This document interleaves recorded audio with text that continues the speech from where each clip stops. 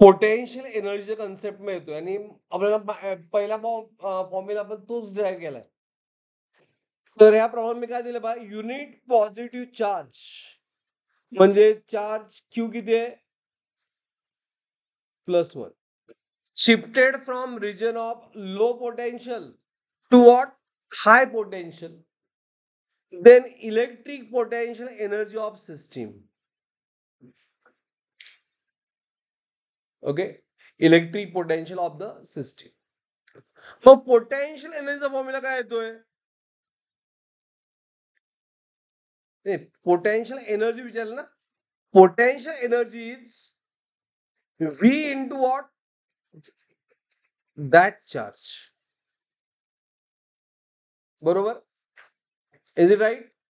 हा, मग चार्ज तर कॉन्स्टंट आहे, potential energy proportional what, V.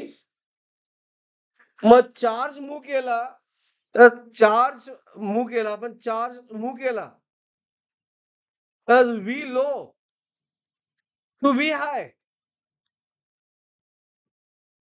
बरोबर ना. मग पोटेन्शियल एनर्जी काय होणार, लो पासून काय होणार,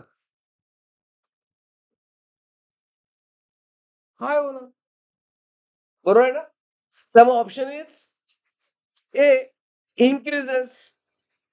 Is it clear? Potential energy depends on potential. Potential increase झालं, एनर्जी सुद्धा काय होणार, इन्क्रीज होणार. Is it clear? हा प्रॉब्लेम काय सगळ्यांना, गो फॉर 16 नंतर 15.